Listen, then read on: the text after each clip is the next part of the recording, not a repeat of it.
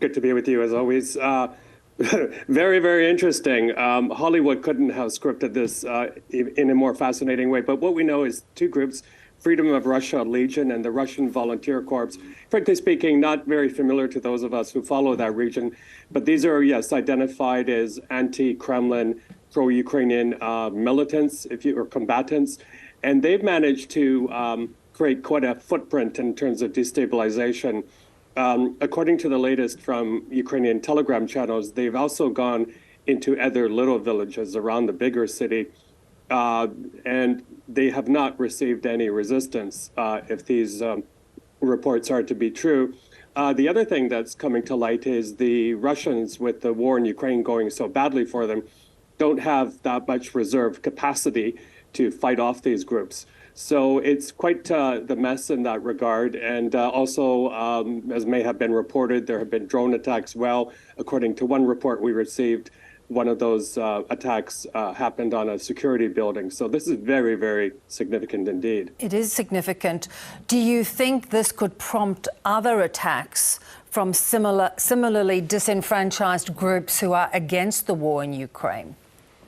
Well, of course, we've seen interesting developments throughout Russia, including, closer to Moscow, pro-Putin people being assassinated, that sort of thing.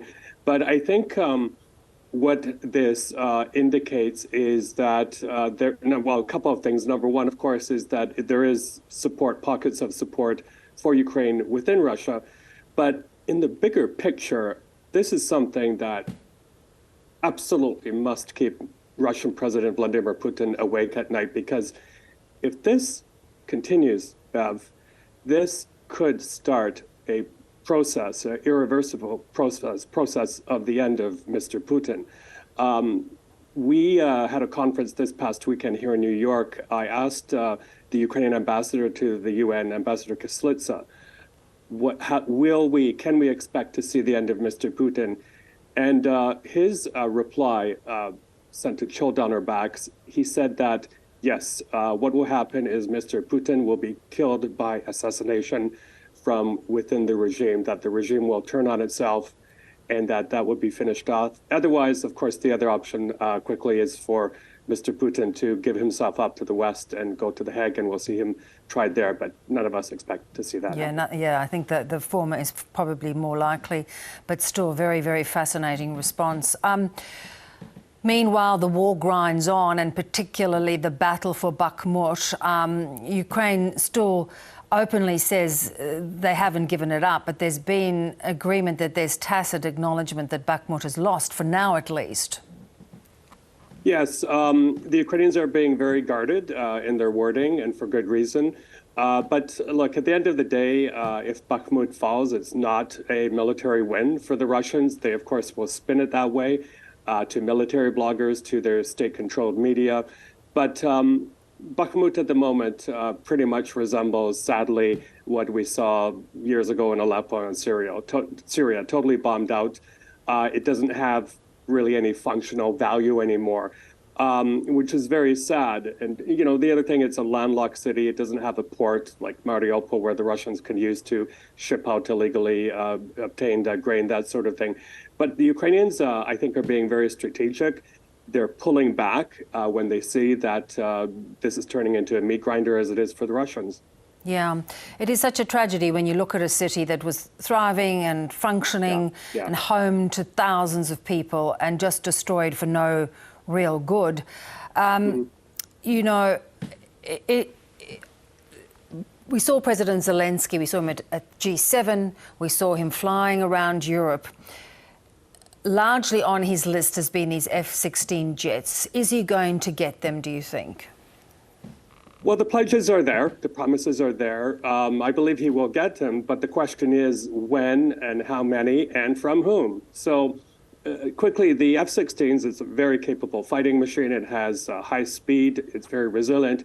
It has air-to-air, air-to-ground bombing capability, But the problem is different countries that have the F-16 have different platforms. They have different software. So the best scenario would be, for example, if the Netherlands gave a batch of 12 or 15 or however to Ukraine, and then they would only have to do the training once.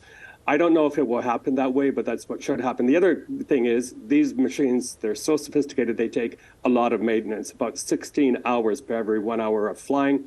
And then they require very good runways, long runways, that sort of thing. So there's a whole chain of things that needs to happen. I will make one point here. I don't know why this was not done earlier in the war. It would have made a big difference. It's pretty late to the game. I salute the Western leaders for finally growing the spine to do this, but it's pretty late in the game. Ask anybody in Kyiv, Odessa, where they have drones and bombs raining down on them almost on a daily basis, and they will say they're pretty much at wit's end. They're resilient, but this is also being turned into a psychological warfare. Yeah, it is grinding, and it must be, you know, as we've talked about before, even when you were in Odessa, just waking up every day, even going to bed every night, it's just, it takes such a horrendous toll. Interestingly, though, we're not yet seeing necessarily the start of any obvious offensive from Ukraine. What do you think Zelensky is waiting for, or to a degree, other than this constant assault on Kiev and other cities, is there a need for them to move right now? Well, you know, even at the beginning of the interview, what we talked about was happening in Russia. That could actually represent a new front in this counteroffensive. We don't know. The Ukrainians aren't taking responsibility for it. But if it is, it's a very brilliant strategy. I think the Ukrainians are taking their time. They're probing the weaknesses along the front line. And they're also stocking up and doing the training and that sort of stuff. So I don't think there's a huge need to move very quickly. If we listen to Mr. Reznikov, the defense minister, he's been in Odessa a number of times. He gave me the impression that this won't be a shock and all type of thing. It will be a step-by-step process.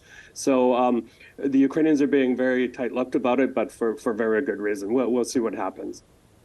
Michael, always good. You have your pulse on your finger on the pulse, should I say. Lovely to have you on as always. Thanks so much. Thank you very much.